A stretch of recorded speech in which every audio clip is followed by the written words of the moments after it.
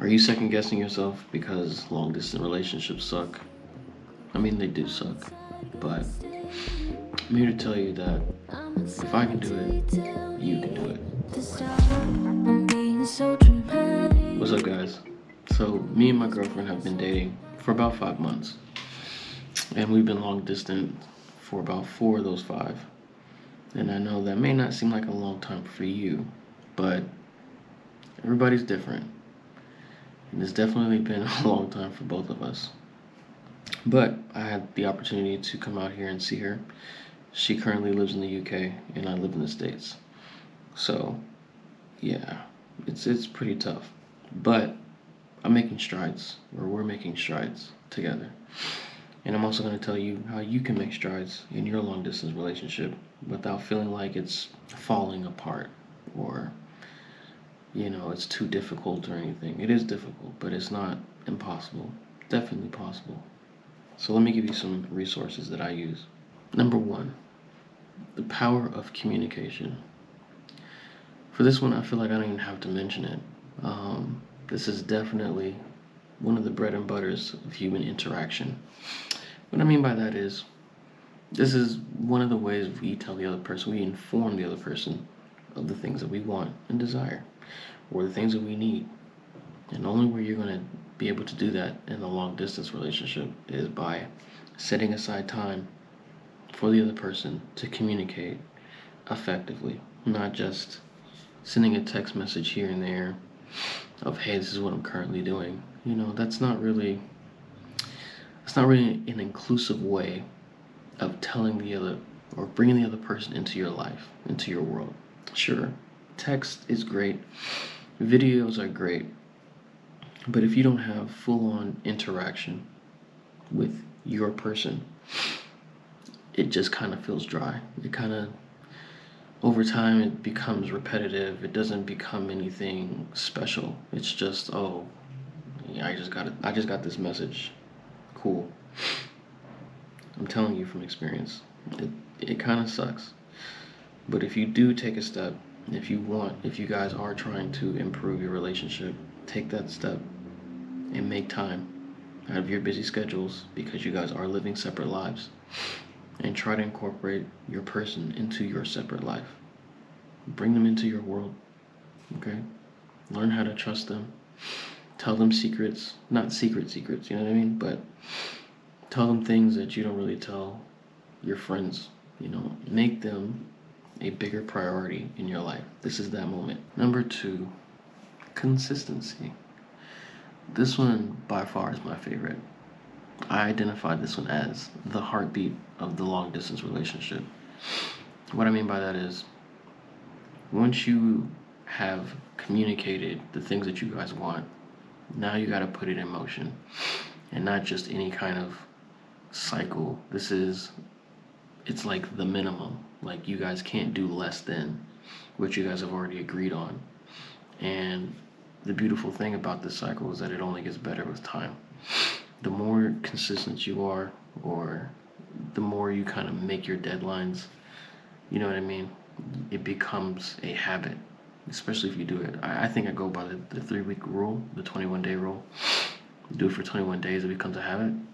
So once it becomes a habit, you kind of just don't think about it. It just happens.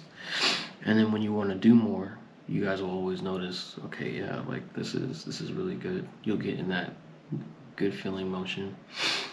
And then when it goes back to not being as much, it's still hitting the quota. It's still hitting the marks of, okay, I'm doing enough for this person to feel loved. But you can always do more. Consistency is definitely key in this relationship. Number 3, trust.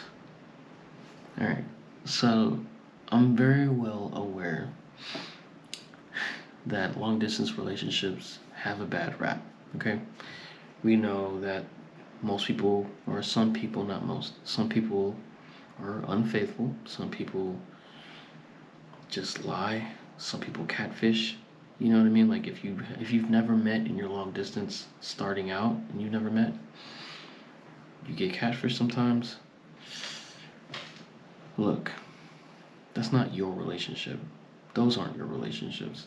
If you're with this person and you've already did the first two steps, which is communicate, and you guys are now at a cycle that you guys are feeling loved, whatever you're doing, you're feeling loved now, then you should understand that what has happened in those relationships will probably not happen in yours because you've done the work to get to this point.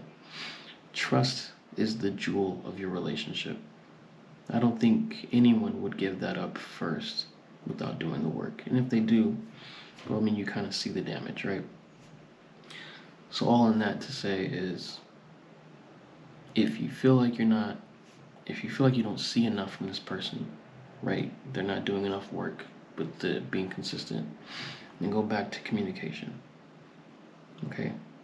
And if they're communicating but they're still not being consistent, but you still kind of trust them, then you need to understand what you're risking. I'm not saying that that's a bad thing, just understand that there's a lot on the line here. Okay? Again, people do have things going on in their life. I'm not saying being consistent is easy, but that's definitely an area you need to be paying attention to if you trust this person. So, a little bit about my relationship. In the beginning, it was perfect.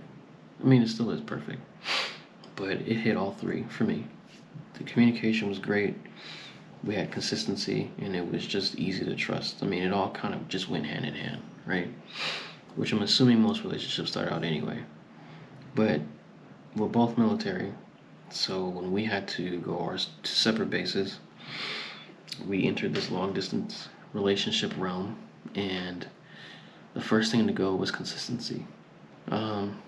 It's pretty easy to do because we're both living separate lives. But then when consistency went, so did the communication. But I still had the same amount of trust as I did before. And with that, allowed me to effectively communicate how I felt with the lack of consistency. I was trying to understand what was going on in her life by not being rude about it, and to be able to communicate how I felt effectively.